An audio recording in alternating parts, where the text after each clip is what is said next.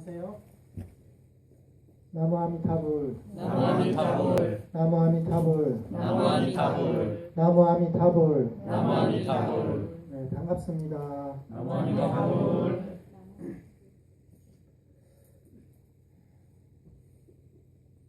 그동안 제가 드릴 말씀 다 드려가지고 도저히 오늘은 뭘 얘기해야 될지 생각이 안 나더라고요.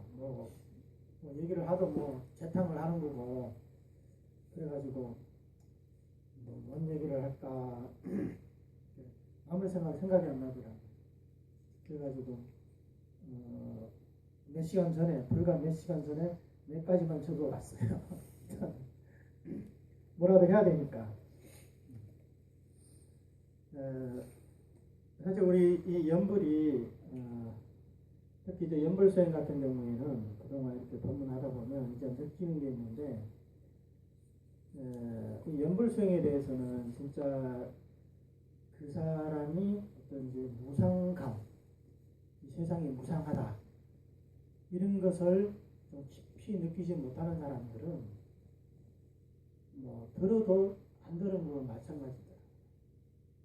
그리고 이런 자신의 이제 생사대사에 대해 가지고 크게 관심이 없는 사람들은 아무리 좋은 법문을 하도 나랑은 무슨 상관이야 이런 식으로 반응을 하고 오늘도 이제 그분들 모시고 이렇게 법문을 했는데 도성이 자꾸 나가더라고요. 그래가지고 참 법문하는 사람 입장에서는 참 사실 그런 것들은 이제 기본적인 예의거든요. 어디 가서도 스님들이 법문할 때는 본인이 별로다 생각하더라도 몇 시간 하는 것도 아니고 이렇게 그래도 이렇게 앉아서 들어주는 척이라도 해야 되는데 그렇지 않을 경우에는 참 이게 이제 법문도 잘 안 나오고 내가 이런 얘기를 해봤자 저 사람들이 저걸 받아줄까? 받아주진 않는데 그 재밌는 얘기를 하고 싶어도 자꾸 말문이 막혀요. 빨리 끝내고 말지. 그냥 이런 생각밖에 안 들거든요. 그러니까 어디를 가서 이제 법문을 들을 때도 설사 내 마음에 안 듣는다 하더라도 그래도 스님한테 법문을 청했으면 끝까지 듣는 게 그 예의다. 그렇게 생각합니다. 간단하게 지난번에 그 강의했던 내용들을 한번 좀 복습하고 그 다음에 넘어가도록 하겠습니다. 지난번에는 이제 크게 이제 세 가지로 나눠가지고 말씀을 드렸는데 첫 번째, 연불은 왕생을 위한 것이다. 이렇게 말씀드렸어요. 그래서 이게 연불은 왕생을 위한 것이다. 이 말은 정토 삼부경에서 얘기하는 이 연불, 특히 우리가 말하는 이 칭명연불 자체가 우리가 칭명연불을 하는 이유가 그게 바로 왕생 성불을 위해서 하는 거라는 거예요. 그래서 이게 왜 그러냐면 이 다른 연불하고 달리 정토에서 말하는 이 나무아미타불의 칭명연불은 이것을 우리 정토종에서는 본원연불이라고도 하지 않습니까? 이것은 경전에도 나왔는 것이고 용서보살님으로 비롯해가지고 정토종의 조사스님들께서는 한결같이 하는 얘기입니다. 그러니까 본원연불이라는 게 본원이 뭡니까? 바로 중생들을 연불 중생을 구제해서 극락왕생하여 성불하게 해주겠다는 이런 게 부처님의 본원이거든요. 그래서 우리가 연불을 한다는 것 자체는 우리 스스로 무슨 어떤 스스로 공덕을 쌓으려고 하는 것도 아니고 또 우리가 금생에 우리 어떤 마음을 깨치기 위해서 하는 그런 연불도 아니라는 거예요. 그래서 그 본원을 제대로 살펴봐야 되는 거예요. 본원이 뭐냐? 바로 연불왕생원이거든요. 48대원 가운데서 연불에서 왕생한다는 것은 오직 제18원에 나와 있기 때문에 이 발언 역시 연불왕생원이라고 이런 지은 이상 우리의 연불은 왕생을 위한 것이다. 그러기 위해서 부처님께서 5급 동안 사유하시고 조제 연급 동안 수행을 하셨다는 거예요. 근데 이런 내용들이 이제 후대로 전해지면서 각자 종파의 그 입장대로 해석하다 보니까 이제 연불도 이제 굉장히 다양하게 해석을 하게 됐거든요. 특히 이제 우리나라에서는 이제 실상연불을 얘기하시는 그런 스님들도 많고, 또 뭐 정토연불이라고 하지만 이제 들어보면 거의 다 실상 쪽으로 가르쳐요. 실상. 그러니까 이 나무아미타불에 담긴 의미를 중요시하면서 이것이 바로 우리의 본성이다. 이제 이런 해석을 통해서 연구를 하면서 우리의 마음을 밝히는 이런 수행으로 그렇게 간주하고 그렇게 수행하는 그런 예들이 굉장히 많습니다. 근데 이 본원에 대해 가지고 이렇게 얘기하는 그런 것은 많지가 않아요. 이제 몇 군데 있기는 한데, 근데 이제 순수하게 본원만 얘기하는 게 아니라 연불하면 뭐 관상연불도 있고 실상연불도 있고 칭령연불도 있고 또 뭐 여러 가지가 있기 때문에 아주 이제 다양하게 얘기를 하고 있습니다. 그리고 또 이렇게 헷갈리게 되는 이유 중에 또 뭐가 있냐면, 사실 이 연불이라는 것은 만약 성도문의 입장에서 바라본다면 연불 자체가 전체 불교를 다 포괄할 수가 있는 거예요. 참선도 연불이고 지관도 연불이고 모든 수행이 다 연불이라고 할 수가 있는 거예요. 그래서 그 우익대사님은 연불에 이제 4가지가 있다고 했는데, 하나는 뭐 우리가 흔히 말하는 자력연불택이죠. 자력연불. 자불을 염한다. 자불이라는 것은 뭐냐면 자성불을 얘기하는 거거든요. 그러니까 이게 이제 실상연불이에요. 선종에서 부모 미생 전의 본래 면목을 찾으라 하는데, 그것 또한 하나의 연불이거든요. 그게 바로 자성불이라는 거예요. 그렇게 얘기하고 염타불이 있어요. 타불. 그러니까 타방 붙어 있는 부처님 명호를 부르는 것. 이것은 뭐 어떻게 보면 우리 보는 연불에 이제 해당한다고 볼 수도 있겠죠. 그 다음에 뭐 염자타불이라고 했어요. 자성불을 염하는 동시에 또 이제 이 자성불이 바로 10만억 부국토 밖에 계시는 아미타 부처님이다. 그래서 10만억 부국토 밖에 계시는 아미타 부처님이라고 하지만 이 부처님이야말로 이 자성불이다. 그래서 자타가 불이 아니다. 이런 입장이거든요.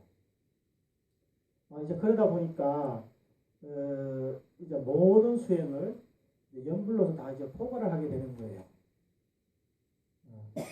그러니까 특히 이제 뭐 자성불을 염한다거나 자타불을 염한다거나 이렇게 해석할 경우에는 그 교리가 이제 굉장히 이제 심오해지는 거죠.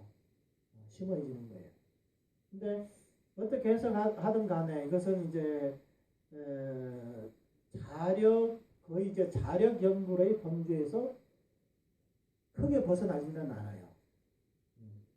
근데 이 자타불을 부른다는 것은 어떤 사람들이 가능하냐? 선종에서 말하면 한소식을 한 사람들, 깨달은 사람들, 깨우치 모든 사람들만이 자타불을 염할 수 있었고, 우리 일반 범부들은 그 많은 자타불이라고 하지만 우리와는 전혀 이제 상응하지 않는, 우리의 몫이 없다는 거예요. 그런 수행을 할 수가 없는 거예요. 그래서 옛날 그런 주장을 하신 뭐 우익대사님이라든지 이런 분들은 그런 수행이 가능하죠. 자타불을 부르는 거. 자와 타가 둘이 아니다. 이런 이치를 진짜 깨달았기 때문에 그게 이제 가능한데, 우리 일반 분들은 이제 그렇게 얘기하면 또 굉장히 헷갈리게 되거든요. 그럴 수밖에 없겠죠. 네. 그 초로선사라든지 그 의록이라는 이런 데 보면 그런 말이 있죠. 부처님 마음속의 중생 마음속의 부처님을 염하는데, 어떻게 중생 마음속의 부처님이 부처님 마음속의 중생을 응하지 않겠냐. 무슨 말인지 알겠어요? 굉장히 복잡하죠. 그러니까 시방세계 수많은 부처님이 있지만 이 부처님들은 전부 다 내 한 마음을 떠나지 않았다. 다 내 마음속에 있는 부처님이라는 거예요. 근데 그 마음이라는 것은 어떤 마음이냐면 우리가 생각하는 내가 지금 마음으로 생각하고 있잖아. 그런 마음이 아니에요. 그것은 이제 진심을 말하는 거거든요. 그래서 그 진심이라는 것은 뭐냐면 이 마음 자체가 우주 법계를 다 머금고도 남음이 있다는 거예요. 그래서 능문경에서는 이 진심이라는 것은 우리 참마음이라는 것은 이 호흡 법계가 우리의 마음 가운데에서는 마치 한 점의 구름과도 같다 그랬어요. 그러니까 그 마음이 그렇게 크다는 거예요. 우리 진심은. 근데 우리 범부들의 문제는 뭐냐면 망심을 갖다가 이것이 나의 마음이라고 착각해버리기 때문에 그게 이제 미혹되고 전도되었다 이렇게 표현하는 거거든요. 이제 비유를 하자면 바다에 보면 이제 막 파도가 일잖아요. 파도가 일어나면 이제 물거품이 생겨나요. 그렇죠? 근데 이 물거품에는 큰 물거품이 있고 작은 물거품이 있고 여러 가지가 있잖아요. 그게 뭐냐면 우리 중생들과 같다는 거예요. 우리 중생들은 하나하나가 다 물거품과 같은 존재들인데 똑같은 물거품에도 불구하고 내가 더 크니 뭐 네가 더 크니 내가 더 예쁘니 누가 더 예쁘니 나는 선이니 너는 악이니 이렇게 분별을 한다는 거예요. 근데 사실은 그 물거품이 톡 하고 터지고 나면 어때요? 동일한 바다잖아요. 바다라는 거예요. 그래서 우리 법성의 바다에서 이 무명의 바람이 불어가지고 이 중생계가 생겨났는데 또 우리 중생들은 큰 바다를 보지 못하고 그 물거품만 갖고 그게 나다 너다. 왜냐하면 우리가 겉모습만 봤을 때는 이 물거품하고 이 물거품 분명히 차이가 있잖아요. 이 물거품과 이 물거품. 근데 큰 입장에서 봤을 때는 하나의 바닷물이라는 거예요. 그렇죠? 그러니까 똑같은 하나의 이 법성의 바다 속에서 분별심을 일으켰기 때문에 너다 나다 이런 분별심을 일으킨다는 거예요. 그래서 뭐 시방 세계에 뭐 수많은 불국토가 있고 부처님이 계신다고는 하지만 그 많은 부처님들은 하나의 자성을 벗어난 게 아니라는 거예요. 나의 이 참마음에서 벗어난 게 아니라는 거예요. 그렇기 때문에 내가 저 10만원 불국토 밖에 있는 이 부처님 명호를 부르지만 그 명호는 결코 밖에 있는 부처님이 아니라 바로 나의 자성불이라는 거예요. 그래서 내가 극락을 왕생한다고는 하지만 실제로 가는 자는 없다. 가는 자는 없다. 굉장히 어려운 말이죠. 극락은 간다고 하지만 실제로 가는 자가 없어요. 그래서 정토 생무생론이라고 있는데 그게 뭐냐면 극락세계에 왕생한다고 하지만 실제로 왕생한 사람은 없다는 거예요. 실제로 왕생하지는 않는다는 거예요. 네. 모두 다 내 한마음 가운데서 일어난 일이기 때문에 만약에 사바세계가 있고 극락세계가 따로 있어가지고 내가 사바세계에서 극락세계로 간다고 얘기한다면 한 법이 실제로 있는데 이 한 법이 실제로 저쪽으로 갔다는 얘기거든요. 이게 뭐냐면 이제 중생들의 법집에 해당돼요. 이게 바로 중생들의 법집이에요. 중생들의 법집이에요. 우리가 불교를 공부하면서 무아라는 얘기는 다 들어봤죠. 나란 없다. 실체가 있는 나란 없다. 나란 없다고 했는데 그러면 여기서 저기 가는 자는 누구냐 이렇게 따져봤을 때는 가는 현상은 이렇게 있을지 몰라도 중생이 염불하고 부처님이 영접하러 오셔가지고 우리가 극락세에 가는 그런 현상이 있을지 몰라도 어떤 실체가 가진 어떤 한 법이 여기서 저기를 가는 경우는 없다는 거예요. 굉장히 어려워요 이게. 이게 이제 반야사상의 이제 핵심 부분이기도 한데 그래서 이제 정토 생무생론이라는 이런 말도 나오고 태어나면 반드시 태어나지만 왕생은 실제로 왕생한 사람이 없다. 이런 그 조사님들의 이런 말씀이 있는 거예요. 그래서 이것은 무슨 말이냐면 모든 것이 인연의 화합 아래 우리가 한 법이 있는 것처럼 보이지만 사실은 그게 자성이 없는 거기 때문에 자성이 없는 것이기 때문에 어떠한 실체가 여기서 저기서 가는 일은 절대 없다. 이런 얘기거든요. 뭐 이런 얘기가 굉장히 이제 복잡한데 특히 뭐 영수보살님의 중론이라든지 이런 걸 공부하면요. 처음에 공부할 때 머리가 쥐가 나는 줄 알았어요. 뭐 가는 자가 간다. 뭐 오는 자가 온다. 뭐 이런 처음에는 뭔 얘기인지는 몰랐어요. 뭔 얘기인지. 그러니까 그 얘기는 뭐냐면 우리가 여러분도 서울에서 오셨잖아요 여기. 그러면 여러분 오신 분들이잖아요. 이렇게 말할 수 있죠. 근데 영수보살님은 그런 사람 없다고 얘기합니다. 무슨 얘기냐? 만약에 실제로 오는 자가 있다고 한다면 여러분들 계속 와야 돼요. 계속 와야 돼요. 평생 와야 돼요. 근데 우리가 봤을 때 서울에서 여기 왔기 때문에 오는 자라고 그렇게 얘기를 하잖아요. 근데 서울에 있는 사람이 생각할 때는 뭐예요? 가는 자가 된다는 거예요. 여러분 서울에서 저 금봉사를 가셨잖아요. 금봉사 입장에서는 오셨지만 그렇기 때문에 오는 자라든지 가는 자라든지 이런 것들은 사실 고정불변의 어떤 실체라는 건 없다는 얘기거든요. 그래서 이런 얘기는 무슨 얘기냐면 우리가 반야사상을 잘못 얘기하면 아무것도 없다. 그냥 텅 비어 있다. 이렇게 생각하면 그것은 이제 단멸견이라고 하는 거예요. 단견이다. 오는 자가 있다 하면 이건 상견이고 오는 자가 아예 없다 하면 이건 또 단견에 빠지는 거예요. 그래서 이것은 이제 우리 범부 중생들의 이분법적인 사고 방식을 뛰어넘는 이 사회 방식이기 때문에 이런 것을 알려면 반야지혜가 필요하다는 거예요. 근데 모든 선도문의 가르침 자체가 이 반야지혜를 바탕으로 해서 이렇게 설해진 거기 때문에 이런 반야지혜를 떠나가지고 따로 어떤 법을 설한다. 그것은 이제 성도문 입장에서는 법을정설이라는 거예요. 이것은 정법이 아니다. 이렇게 얘기를 하는 거예요. 근데 우리 정토 입장에서는 부처님께서 본원력을 세워서 우리 말법 시대 중생들을 구제해 주시겠다는 이런 입장에서 설한 법이기 때문에 우리가 이런 반야를 모른다 할지라도 부처님에게는 반야지혜가 있습니까? 없습니까? 당연히 있잖아요. 부처님이 반야지혜가 없으면 부처가 될 수가 있겠나요?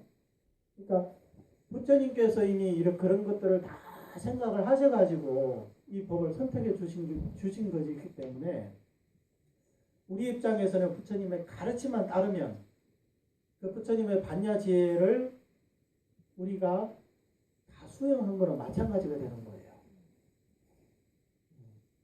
우리 스스로 우리가 여기 뭐 자동차 버스 만든 사람 있어요 여기? 없죠? 직접 오늘 타고 온 버스 직접 만들어 갖고 타고 왔습니까? 아니잖아요. 누가 다 만들어 놓은 거 타고 왔잖아요. 그러면 우리로서는 비록 뭐 자동차가 뭐 어떻게 뭐 달리는지 그 메커니즘 잘 모른다 하더라도 우리가 버스에 오르게 되면 버스를 만든 목적을 다 이룬 거 아니에요? 그렇잖아요. 버스는 사람을 태우기 위해서 만든 거지 뭐 다른 이유가 있겠습니까? 그러면 우리가 그 버스를 만든 사람의 의도대로 버스를 타고 이렇게 오면 이미 그 사람들이 본래 의도하던 바에 부합도 하는 거잖아요. 그렇잖아요. 우리가 뭐 버스 타는 사람이 반드시 버스를 어떻게 만들어야 되는지 알아야 버스를 탈 수 있습니까? 그건 아니잖아요.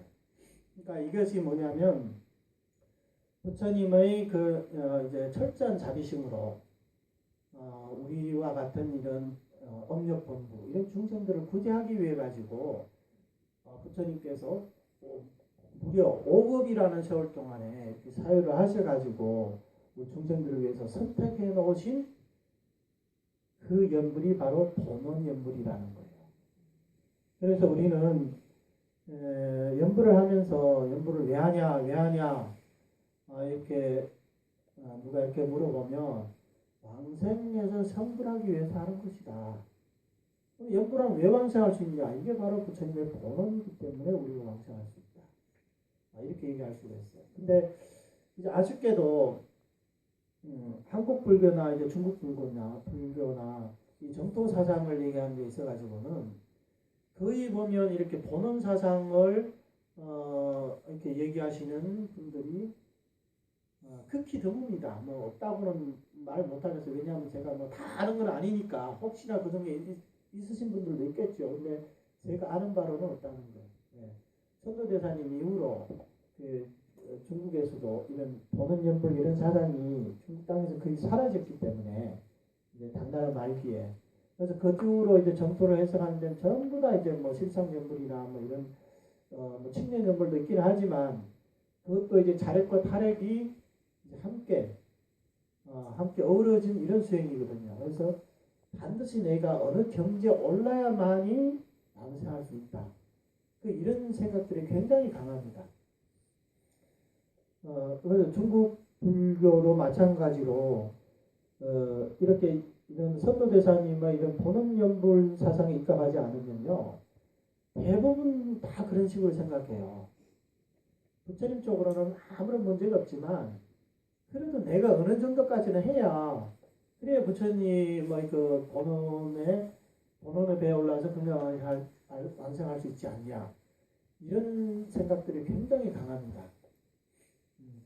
그렇기 때문에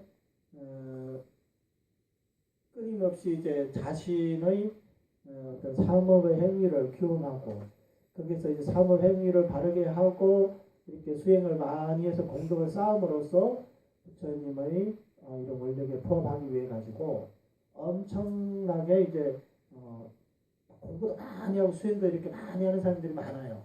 근데 문제는 뭐냐면 그 사람이 열심히 하는 것 자체가 잘못된 건 아니에요. 근데 본원연불에 대해서 제대로 이해를 하지 못한다면 항상 왕생에 대한 그런 이제 불안감을 떨쳐버릴 수가 없다는 거예요.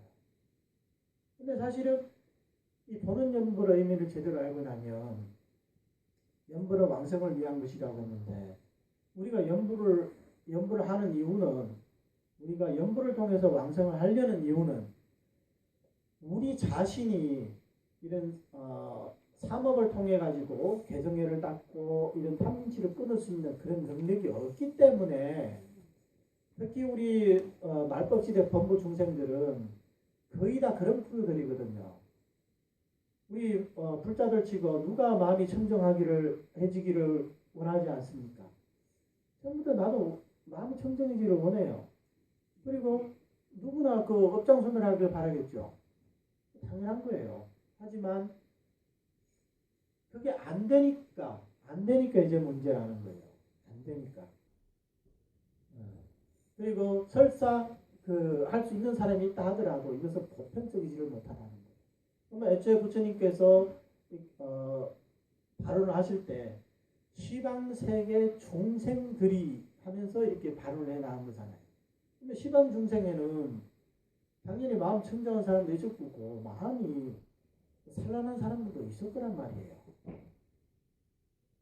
그러니까 부처님의 본원에서는 그런 것들을 가리지 않고 어떠한 중생이든 간에 마음이 청정하든 혼탁하든 상관없이 연불 중생들은 전부 구자하시겠다 이런 발언이 있기 때문에 우리 중생들이 이렇게 연불을 통해 가지고 왕생이 가능하다는 거예요.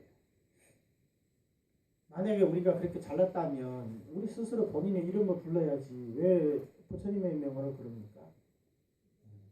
그러니까 이것은 정토에 대한 해석이 이제 여러 갈래가 된 것은 일단은 이제 종파적인 이제 교리의 입장에서 시각이 다르기 때문에 다른 해석이 나온 것이고 또 이제 그런 수행에는 쉬운 수행이 있고 어려운 수행이 있기 때문에 우리가 이제 본원연불의 의미를 제대로 이렇게 파악을 한다면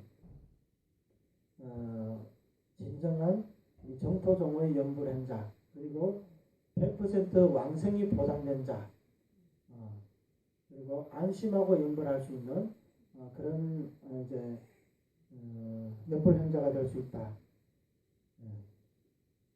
그렇게 말씀드리겠습니다. 그다음에 이제 지난번에 두 번째는 이제 영부인들의 처세관에서 대해 말씀드렸는데, 그 처세관이라는 것은 이제 유심관이 있고 모든 것은 나의 마음에서 비롯되었다. 그런 말씀을 드렸어요. 그리고 이제 인연관을 말씀드리면서, 인연관이라는 것은 세상 만사가 다 관계 속에서, 우리가 이제 연기법을 얘기할 때 요즘 말로는 다들 뭐 관계 속에서 관계 속에서 어떤 일이 이제 성취가 될 때 그것을 이제 연기라고 이렇게 표현을 많이 합니다. 왜냐면 인연을 얘기할 때, 불교에서 인연을 얘기할 때는 주로 어떤 측면이 있냐면, 인연이라고 했을 때는 무하다, 자성이 없다, 이런 것을 나타내는 거예요. 왜? 우리가 어떤 일을 할 때 그 일을 하는 데 있어서는 물론 우리의 적극적인 노력이 필요하지만 주변 환경이 그 일을 성사시키는데 적합한 환경이 아니라면 어떤 일을 이뤄내기가 굉장히 어렵다는 거예요. 그렇잖아요. 그러니까 그런 어떤 일을 할 때 그 속에는 여러 가지 조건들이 모여가지고 그 일이 이제 성사가 되는 거지, 그 속에 어떤 실체가 있는 주체가 따로 있지는 않다는 거예요. 그러면 어떻게 되냐? 이것을 알게 되면 우리가 어떤 일을 하든 간에 어떤 성패가 있고 어떤 덕실이 있어도 그런 것들은 전부 다 인연의 화합에 의해서 이루어지는 거기 때문에 그런 것들을 우리는 따질 필요는 없다는 거예요. 우리로서는 우리가 할 수 있는 데까지 이게 제대로 된 일이라면, 물론 불법적인 일은 저지르면 안 되겠지만 이게 정의로운 일이고 뭐 정의롭지 않다 하더라도 우리가 뭐 세속에서 어떤 뭐 사업을 한다거나 무슨 일을 할 때 그 일이 성취되고 성취되지 않고 이것은 인연에 달려 있는 거예요. 인연에 달려 있는 거기 때문에 일이 성취가 되면 이런 인연이 잘 모여가지고 성취된 거고, 일이 실패를 했다 그러면 이것은 아직까지 시절 인연이 도래하지 않았기 때문에 이 일을 내가 이루지 못한 것이다, 그렇게 생각하라는 거예요. 그러니까 그게 너무 목을 메울 필요는 없다, 이런 얘기를 하는 거예요. 그래서 이런 생각을 계속 하다 보면 어떤 일을 우리가 하더라도 그 일에 초연해질 수가 있다는 거예요. 우리 마음 자체가. 이게 안 되면 안 돼, 이런 마음, 감각관념, 그런 것들이 또 어느 정도, 뭐 100%는 아니겠지만 어느 정도는, 그래 아직까지 이게 인연이야, 시절 인연이 아직 도래하지 않아서 이 일이 성사되지 않은 거니까 너무 여기에 대해 가지고 낙심할 필요는 없다. 이제 그렇게 이제 생각할 수도 있다는 거예요. 그 다음에 이제 또 하나는 이제 자비관, 모든 중생을 자비롭게 바라보는 이런 시선. 그래서 자비관에 특히 이제 티베트 불교 같은 경우에는, 물론 이게 뭐 우리 티베트 불교가 아니더라도 우리 현교, 우리가 배우는 대성불교에도 이런 내용들이 있지만, 자비관을 닦는 첫 번째가 뭐냐면 모든 사람들을 나의 부모 형제로 바라보는 거예요. 여기서부터 출발을 하는 거예요. 왜냐하면 우리 중생들은 나와 가까운 사람들에게는 자비를 베풀기가 쉬운데, 나랑 아무리 연고가 없고 또 이제 나랑 이제 의견이 대립되는 사람한테 자비를 베풀기가 그렇게 인색해요. 부모를 보세요. 자식에게 밥을 먹일 때도 내가 그거 먹기 싫어요 하고 한 입만 더 먹어, 한 입만 더 먹어. 이 아들한테 안 좋은 소리 들어가면서도 한 입만 더 먹어, 얘야 3입만 더 먹어, 그러잖아요. 이게 부모의 마음이라는 거예요. 근데 이런 마음을 모든 사람에게 적용시킬 수 있냐? 그게 어렵잖아요. 그렇기 때문에 일단은 모든 사람들이 나의 부모 형제다, 이렇게 관하는 것부터 이렇게 출발하는 거거든요. 그 다음에 이제 네 번째는 이제 연불관이다. 연불관에는 나는 극락세계 사람이다. 아직 극락왕생을 못했지만 나는 곧 극락왕생할 사람이다. 이렇게 생각하는 거예요. 그리고 나는 반드시 왕생한다. 이런 마음을 가지라는 거예요. 연불행자들은 반드시 이 마음을 가져야 돼. 이런 마음을 가진 사람은 삼심이 부족한 사람이다. 삼심에 대해서는 뭐 많이 말씀드렸기 때문에 따라 해석하지 않겠습니다. 그리고 우리로서는 아미타 부처님이 바로 우리 주인이다 이렇게 생각해야 돼요. 물론 뭐 우리가 그렇다 부처님의 종이라는 얘기는 아니고 종이라는 얘기는 아니고 일단은 이제 우리가 부처님의 본원력에 힘입어 왕생을 하기 때문에 우리는 부처님의 안배에다 모든 걸 맡긴다 이런 생각을 가지라는 거예요. 그런 생각. 그리고 또 우리의 삼업의 행위가 우리 연불인의 신분에 과연 부합하는지 우리가 제대로 하고 있는지 어디를 가서라도 나는 연불인이라는 이 신분에 어긋나지 않는 이런 행동을 하고 있는지 그리고 또 이제 정토 행자라면 당연히 포교를 해야겠죠. 포교라는 것은 스님들의 몫뿐만 아닙니다. 우리 제가자분들도 본인이 할 수 있는 만큼 이 법을 전해줄 수가 있어야 됩니다. 이거 쉽잖아요. 다른 수에 우리가 누구한테 가가지고 감히 참선을 가르친다고 하겠습니까? 누구한테 뭐 어떤 직관 수행을 가르친다고 하겠습니까? 하지만 연불은 쉽거든요. 네. 부처님께서 이미 저 생사고해를 거둘 수 있는 큰 배를 만들어 놓고 우리는 계시기 때문에 우리는 가서 선전만 하면 방법만 하면 되는 거예요. 저기 배가 있으니까 올라타기만 하면 된다. 얼마나 쉬워요. 이거보다 더 쉬운 게 어디 있어요. 이렇게 쉬운 방법으로 중생 구제를 할 수가 있다는 거예요. 그리고 이 구제는 성도문에서 말하는 그런 것보다 훨씬 더 수승해요. 그러니까 뭐 쉬운 비유로 이제 성도문에서 뭐 포교를 한다는 것은 요리책을 갖다 주면서 이거 읽어봐라. 이대로 하면 뭐 요리를 해먹을 수 있다 하고 하는 얘기고 우리가 하는 얘기는 저기 이미 밥상이 다 차려져 있으니까 가서 먹기만 하면 된다. 그런 게 더 쉬워요. 당연히 후자가 더 쉽잖아요. 이미 뭐 밥상 다 차려져 있는데 우리가 가서 먹기만 하면 되는 건데 얼마나 쉽겠어요. 우리가 누구한테 요리책을 준다 해가지고 그 사람이 그 요리를 그대로 만들 수 있을까요? 물론 만들 수 있는 사람도 있겠죠. 근데 그걸 만들려면 어때요? 주방도 있어야 되고 취사 도구도 있어야 되고 그게 뭐 요리를 만드는 데 들어가는 그런 재료도 있어야 되고 여러 가지가 다 필요하잖아요. 근데 우리는 이미 다 만들어 놨어요. 그래서 드십시다. 드십시오. 이렇게 말만 하면 되거든요. 왜 얼마나 쉽습니까? 이렇게 쉬운 방법으로 중생구제할 수 있는데.